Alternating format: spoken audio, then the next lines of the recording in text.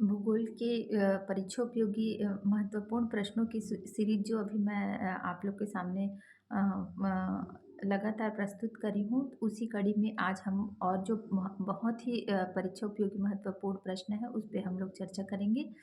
और आप लोग बहुत अच्छी तरह से इन वीडियो को देखा करिए, बार बार देखो ताकि इसको बहुत अच्छे से याद हो सके, ठीक है। तो आज का हमारा जो प्रश्न है बहुत ही महत्वपूर्ण प्रश्न है और थोड़ा-सा कठिन भी है, क्योंकि आप लोग ऐसे प्रश्न को बिल्कुल छोड़ देते हैं। तो प्रश्न है कि भारत में गैर परंपरागत ऊर्जा के प्रमुख साधनों का वर्णन कीजिए। लॉन्ग आंसर का है क्वेश्चन। भारत में गैर परंपरागत ऊर्जा के प्रमुख जो साधन है उसका क्या करना है, वर्णन करना है। तो मैं आपको बहुत अच्छे से समझा चुकी हूँ कि परंपरागत ऊर्जा के साधन और गैर परंपरागत ऊर्जा के साधन किसे कहते हैं। परंपरागत ऊर्जा के साधन मतलब जो साधन हम बहुत लंबे समय से, मतलब हमारी परंपरा में ही शामिल है। हमारे पूर्वज उन संसाधनों का प्रयोग करते आ रहे थे और हम भी उन संसाधनों का प्रयोग करते हैं। इसको हम लोग परंपरागत ऊर्जा के साधन कहते हैं। और ऊर्जा के गैर परंपरागत साधन मतलब जो आज हम वर्तमान में जो नई नई टेक्नोलॉजी का उपयोग करके और जो वैज्ञानिक हैं नई नई ऊर्जा के स्रोतों की खोज कर रहे हैं, उसको क्या कहा जाता है, गैर परंपरागत ऊर्जा के स्रोत कहा जाता है। परंपरागत ऊर्जा के स्रोत थे जैसे कि उम, अ क्या बोलते हैं, कोयला है, लकड़ी है और क्या बोलते हैं केरोसिन है, जो मिट्टी का तेल जिसको मिट्टी का तेल बोलते हैं। तो ऐसे जो ऊर्जा के साधन हैं जिसको हम आसानी से उपलब्ध हो जाते थे और परंपरागत रूप से इनका प्रयोग किया जाता है। इसको क्या कहा जाता है, परंपरागत कहा जाता है। गैर परंपरागत आजकल हम किस प्रकार की ऊर्जा का प्रयोग कर रहे हैं, सौर ऊर्जा का उपयोग कर रहे हैं। मतलब सोलर पैनलों का चयन है बिजली उत्पादन के लिए और बिजली प्रोडक्ट बनाने में आजकल उनका जो प्रयोग है वो निरंतर बढ़ रहा है ना। तो ये गैर परंपरागत ऊर्जा के स्रोत हैं, सौर ऊर्जा। दूसरा है नाभिकीय ऊर्जा, न्यूक्लियर एनर्जी। इसका भी हम क्या कर रहे हैं, ये नवीन ऊर्जा के स्रोत है, अर्थात गैर परंपरागत ऊर्जा के स्रोत है। उसके बाद तीसरा है भूतापीय ऊर्जा, जो भूमि से भूतापीय ऊर्जा का मतलब है कि जो भूमि की ऊर्जा, उसको क्या कहा जाता है, भूतापीय ऊर्जा के नाम से हम जानते हैं। जैव ऊर्जा, इसका भी प्रयोग हम क्या कर रहे हैं आजकल, गैर परंपरागत ऊर्जा के रूप में इसका क्या कहा जाता है, प्रयोग कर रहे हैं। तो और ज्वारीय ऊर्जा तथा तरंग ऊर्जा, ज्वारीय ऊर्जा इसका भी क्या है, लगातार इसका क्या हो रहा है, प्रयोग बढ़ रहा है। तो इसे कह सकते हैं नाभिकीय ऊर्जा, सौर ऊर्जा, ज्वारीय तरंग ऊर्जा, भूतापीय ऊर्जा, जैव ऊर्जा और पवन ऊर्जा। ये जो ऊर्जा है ये किसके स्रोत हैं, गैर परंपरागत ऊर्जा के स्रोत हैं। उसके बाद हम नेक्स्ट प्रश्न लेते हैं, भारतीय कृषि की समस्याओं का वर्णन कीजिए। भारतीय कृषि की समस्याओं का क्या करना है, वर्णन कीजिए। तो भारतीय कृषि की जो बहुत बड़ी समस्या है, इसको भी मैंने बहुत अच्छे से आप लोग को बताया है कि हमारे जो भारतीय कृषि है किसके ऊपर पूरी तरह से निर्भर है, मानसून, है ना, मानसून के ऊपर निर्भर है। इसलिए इस भारतीय कृषि को मानसून का जुआ भी कहा जाता है। तो भारतीय कृषि की समस्या क्या है कि हमारी कृषि है वो जब तक मानसून नहीं आता, अर्थात अच्छी बारिश नहीं होती, तब तक हमारे देश में कृषि कार्य को प्रारंभ ही नहीं किया जा सकता। तो ये बहुत बड़ी समस्या है। दूसरा है कृषि भूमि का असंतुलित वितरण, मतलब हमारे पास पर्याप्त भूमि है लेकिन उनका जो वितरण है वो क्या है, असंतुलित है। कृषि कार्य के लिए अच्छी भूमि देखा जाए, कहीं पर्वतीय है, कहीं पठारी है, कहीं बाढ़ प्रभावित क्षेत्र के अंतर्गत आ जाता है। तो इसी प्रकार क्या है, वहाँ पे जो बहुत सारी जो भारतीय कृषि की समस्या है, समस्या इस कारण है क्योंकि भूमि का जो है वो असंतुलित वितरण है। नेक्स्ट है, हमारे जो फसलों का उत्पादन है वो भी क्या होता है, काफ़ी न्यून होता है। जो कृषि का उत्पादन है वो भी क्या होता है, न्यून होता है। वर्षा की अनिश्चितता होती है, सिंचाई के साधनों की अपर्याप्तता है, कृषि उपकरणों का अभाव है, कृषि लागतें बढ़ रही हैं और कृषि की साख, अर्थात कृषि कार्य के लिए वित्त व्यवस्था कराने में भी लोगों को काफ़ी कठिनाई का सामना करना पड़ता है। तो इस प्रकार बहुत से जो कारण हैं भारतीय कृषि की समस्याएँ हैं। और हमारे पास अब नेक्स्ट प्रश्न के रूप में लेते हैं, परिवहन किसे कहते हैं? रेल परिवहन को प्रभावित करने वाले 4 कारकों को लिखिए। तो परिवहन को आपने अच्छे से पढ़ा है, जल परिवहन, वायु परिवहन और जल, वायु और हमारा जो स्थल परिवहन, इसके बारे में आपने बहुत अच्छे से पढ़ा है। तो इसमें प्रश्न में पूछ रहा है कि रेल परिवहन को प्रभावित करने वाले कारक। तो रेल परिवहन को प्रभावित करने वाला प्रमुख कारण क्या है? भौतिक कारण। तो भौतिक कारण क्या है कि जो भारतीय रेलों के विकास के लिए क्या ज़रूरी है कि जो भौतिक है, मतलब जो धरातल है वो क्या होनी चाहिए? समतल होनी चाहिए, दलदली क्षेत्र नहीं होनी चाहिए, पहाड़ी क्षेत्र नहीं होना चाहिए, अति ठंड नहीं होना चाहिए। तो रेल परिवहन या रेल की पटरियों को बिछाने के लिए वो क्या होना चाहिए? ऐसे जो स्थल मार्ग है वो क्या होने चाहिए? सुगम व सरल होने चाहिए। उसके बाद आर्थिक कारण क्या है कि आर्थिक कारण क्या है? कृषि विकसित क्षेत्र होना चाहिए, खनिज प्रधान होना चाहिए और माल परिवहन ज़्यादा हो, मालों का परिवहन ज़्यादा हो। तो जहाँ कृषि उत्पादन अधिक होगा, खनिज उत्पादन अधिक होगा, तो इन सब कृषि उत्पादकों को और खनिज उत्पादन जो होगा उसको हमको उपभोक्ता तक या बड़े-बड़े फैक्ट्रियों तक पहुँचाने के लिए की आवश्यकता पड़ेगी? रेल परिवहन की आवश्यकता पड़ेगी। तो इसीलिए आर्थिक कारक में क्या होना चाहिए? हमारा जो इस प्रकार के विकास है, रेलों का विकास है, जहाँ कृषि उत्पादन अधिक हो, खनिज उत्पादन अधिक हो, जनसंख्या अधिक हो, तो ऐसी जगहों पर क्या होता है, जो रेल लाइनें हैं वो अधिक विकसित होती हैं। ठीक है।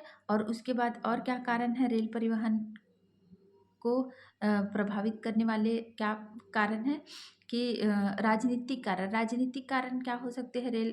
जहाँ पे बड़े-बड़े ऐसे राज्य जो जो जहाँ पे बहुत ज़्यादा राजनीतिक गतिविधियाँ होती हैं और जहाँ जनसंख्या बहुत अधिक रहती है, ऐसे क्षेत्रों में भी क्या होती है, रेल लाइनों तक उनकी पहुँच अधिक होती है, क्योंकि जो बड़े क्षेत्र के लोग हैं किसी न किसी प्रकार के रोजगार में लगे रहते हैं, व्यापार में लगे रहते हैं। तो इनका एक स्थान से दूसरे स्थान पर, इनके मालों का एक स्थान से दूसरे स्थान पे लाना ले जाना लगा रहता है। तो ऐसे क्षेत्र पर रेल परिवहन का विकास अच्छी तरह होता है। उसके बाद हम नेक्स्ट प्रश्न के रूप में लेते हैं,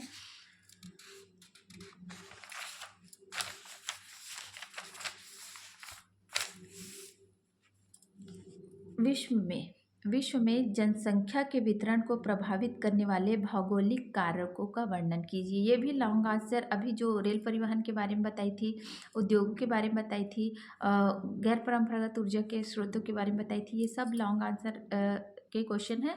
और उसी कड़ी में एक और क्वेश्चन है, विश्व में जनसंख्या के वितरण को प्रभावित करने वाले भौगोलिक कारकों का वर्णन कीजिए। विश्व में जनसंख्या के वितरण को प्रभावित करने वाले भौगोलिक कारकों का वर्णन कीजिए। तो विश्व में जनसंख्या बढ़ रही है या जनसंख्या बड़ी होती है, उसका भौगोलिक कारण क्या है? तो सबसे पहले है, कहा जाता है जल ही जीवन है, बिना जल के हम कहीं भी जीवित नहीं रह सकते। हमारे जो प्राकृतिक वनस्पतियाँ हैं, पशु हैं, ये जीवित नहीं रह सकते। तो जल की उपलब्धता जिस स्थान पे अधिक होगी, जिस क्षेत्र में अधिक होगी, वहाँ पे क्या हो जाएगी, जनसंख्या निश्चित रूप से क्या होगी, अधिक निवास करेगी। उसके बाद है भू आकृति। भू आकृति मतलब भूमि का आकार समतल होगा, है ना? या जहाँ पे बहुत ज़्यादा नदी पहाड़ ना हो, ऐसी जगहों पे भी जनसंख्या क्या होती है, जनसंख्या का निवास अधिक होता है। क्योंकि जहाँ पे नदी क्षेत्र हो, वहाँ पे बहुत ज़्यादा बाढ़ आने की समस्या हो सकती है, तो लोगों का जनजीवन ऐसी स्थिति में प्रभावित होता है। तो ऐसी जगहों पर लोग निवास करना नहीं चाहते। बहुत ज़्यादा पहाड़ी क्षेत्र में भी लोग निवास करना नहीं पसंद करते, और दलदली क्षेत्रों में और वन आच्छादित क्षेत्रों में जो जनसंख्या है वो निवास नहीं करना चाहती। तो भू आकृति अभी एक क्या होती है, एक जनसंख्या के वितरण को प्रभावित करती है। इसके साथ ही वहाँ की जलवायु, मतलब जहाँ की जलवायु सम हो, लोगों के जीवन के अनुकूल हो, सम अ, अनुकूल जलवायु पे लोग क्या करते हैं, रहना पसंद करते हैं। ऐसी ऐसी जगह पे जहाँ पे बहुत अधिक ठंड हो या जहाँ अधिक बहुत गर्मी हो, जैसे कि हमारे जो उत्तरी क्षेत्र है भारत में ही देखा जाए, भारत के उत्तर जम्मू कश्मीर, लद्दाख, यहाँ की जनसंख्या का बहुत अधिक नहीं है। क्यों? क्योंकि ऐसे क्षेत्र काफ़ी ठंडे होते हैं जो लोगों के शारीरिक के अनुकूल नहीं होते। या राजस्थान या थार का मरुस्थल है, ऐसी जगह पे भी लोग निवास करना पसंद नहीं करते। तो इस प्रकार से कह सकते हैं कि जलवायु भी किसी स्थान की जनसंख्या को या किसी क्षेत्र की जनसंख्या को क्या करती है, प्रभावित करती है। नेक्स्ट कारण है वहाँ की मृदा, मिट्टी। मिट्टी अ, निश्चित रूप से किसी भी क्षेत्र की जनसंख्या के वितरण को प्रभावित करेगी, क्योंकि मिट्टी मिट्टी अगर उपयोगी होगी, है ना, और तो वो वहाँ पे आसानी से हम कृषि या किसी भी प्रकार का उत्पादन का कार्य है उसको कर पाएंगे। और अगर उत्पादन ही नहीं होगा तो जीवन असंभव हो जाता है, बेरोजगारी बढ़ती है, व्यापार व्यवसाय पनप नहीं पाते, खाद्य आपूर्ति नहीं हो पाती। तो इसलिए कह सकते हैं कि जहाँ की मिट्टी फसलों के उत्पादन के लिए और जीवन यापन के लिए, आजीविका के उत्पादन के लिए अनुकूल होगी, तो ऐसी अच्छी मिट्टी वाले स्थानों पर भी लोग क्या करते हैं, जनसंख्या निवास करना पसंद करती है। तो ऑटोमेटिकली यहाँ की जो जनसंख्या है वो अधिक होती है। और क्या कारण है, और ऐसे जहाँ पे उद्योग धंधे अधिक हो, है ना, उद्योग या व्यापार व्यवसाय के अवसर अधिक हो और परिवहन के साधन अधिक हो, लोगों की जो स्वास्थ्य सुविधाएं अधिक हो, शिक्षा की सुविधाएं अधिक हो, ऐसी जगहों पे भी जनसंख्या के वितरण को, ये सब कारक भी जनसंख्या वितरण को प्रभावित करते हैं। उसके बाद नेक्स्ट प्रश्न है, ये भी लॉन्ग टाइप के जो प्रश्न है उसमें पूछा गया था कि साक्षरता को प्रभावित करने वाले कारकों का वर्णन कीजिए। साक्षरता को प्रभावित करने वाले कारकों को, तो हमारी जो साक्षरता है, हमारी साक्षरता बढ़ती है या हमारी साक्षरता को प्रभावित करने वाले कौन कौन से प्रमुख कारण हैं। तो अर्थव्यवस्था का प्रकार, अर्थव्यवस्था का प्रकार क्या है कि अगर हमारी अर्थव्यवस्था अच्छी है और तो हम वहाँ की शिक्षा भी अच्छी होगी, वहाँ के लोगों की अर्थव्यवस्था अच्छी है, तो पढ़ाई पे वो निश्चित रूप से एक अच्छी सी धनराशि खर्च करते हैं। और जो ऐसी अर्थव्यवस्था जो पूरी तरह से कृषि पर निर्भर है, तो कृषि से अपनी आजीविका चलाते हैं, तो वहाँ पे साक्षरता काफ़ी कम होती है, क्योंकि लोग है पूरी तरह से अपना जो इनकम है उसको घर खर्चे या अपने जीवन चलाने में खर्च कर देते हैं। तो वो बहुत बड़ा बजट इनका शिक्षा के लिए नहीं रह पाता। नेक्स्ट है जीवन स्तर, जहाँ पैसा होगा, आर्थिक स्थिति अच्छी होगी, वो शिक्षा के कारण ही होता है। तो उन लोग शिक्षा के महत्व को अच्छी तरह से समझते हैं। तो जहाँ जीवन स्तर अच्छा होगा वहाँ पे क्या हो जाएगी, शिक्षा का महत्व भी अधिक होगा और जीवन स्तर शिक्षा को डायरेक्ट प्रभावित करती है। उसके बाद है जाति संरचना। समाज के कुछ वर्ग हैं जो शिक्षा को बहुत ज़्यादा प्राथमिकता देते हैं, कुछ वर्ग ऐसे हैं कि जो शिक्षा प्राप्त करेंगे तो फिर बहुत सारी सोचते हैं कि हमारी जो सामाजिक समस्या उत्पन्न हो जाएगी, लड़कियां शादी करने के लिए तैयार नहीं होगी, या मतलब वो ऑटोमेटिक लोगों को, लड़कियों को पढ़ाना नहीं चाहते। तो ऐसी जगहों पे साक्षरता का दर क्या हो जाता है, काफ़ी कम हो जाता है। तो ये जाति संरचना भी साक्षरता को प्रभावित करती है। उसके बाद है समाज में स्त्रियों की स्थिति। जिन समाज में स्त्रियों को स्त्री प्रधान समाज होता है, जिन घर में, वहाँ पे भी शिक्षा का महत्व काफ़ी अच्छा होता है, क्योंकि एक स्त्री ही पूरे घर को अच्छे से चला सकती है। तो वो इस चीज़ को समझती है कि लड़कियाँ या स्त्रियाँ अच्छा पढ़ेंगी, हमारे घर के सदस्य, हमारे घर के परिवार के लोग अच्छा पढ़ेंगे, तो इनका विकास अच्छी तरह से हो पाएगा। इसीलिए इस प्रकार जहाँ समाज में स्त्रियों की स्थिति अच्छी होगी, वहाँ पे जो शिक्षा का स्तर है वो भी क्या होगा, काफ़ी अच्छा होगा।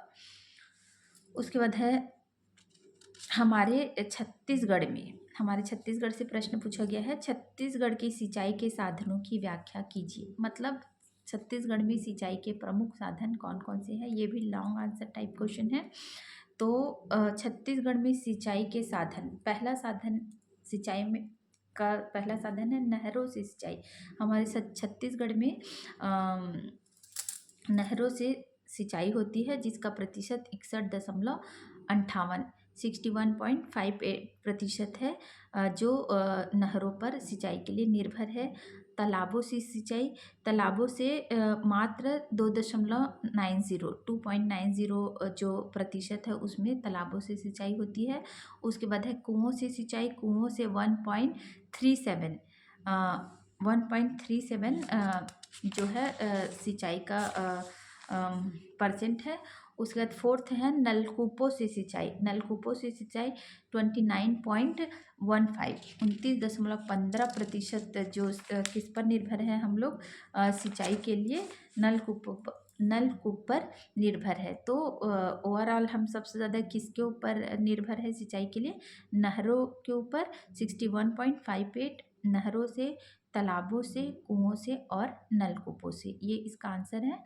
इसको आपको बहुत अच्छी तरह से इसका क्या लिखना है, उत्तर लिखना है। इसके साथ और नेक्स्ट प्रश्न के रूप में लेते हैं, एक छोटा प्रश्न ले लेते हैं। लॉन्ग प्रश्न तो बहुत ज़्यादा हो गया है।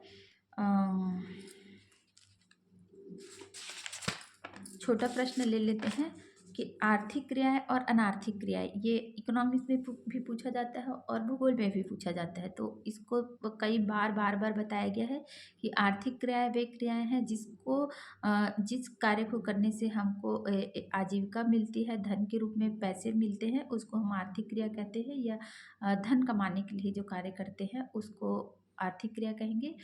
और अनार्थिक क्रिया वे सब कार्य है जो हम सामाजिक समाज सेवा के रूप में या अपने घरों में या फिर बिना धन प्राप्ति के या बिना धन कमाने के उद्देश्य से करते हैं, उसको क्या कहा जाता है, अनार्थिक क्रिया कहा जाता है।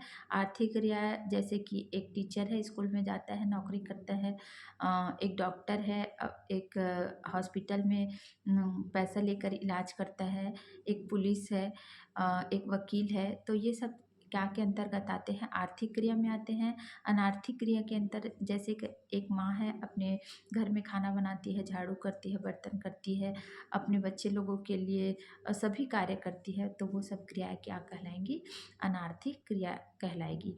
तो इस ये वीडियो और ज़्यादा प्रश्न लेंगे तो काफ़ी लंबा हो जाएगा।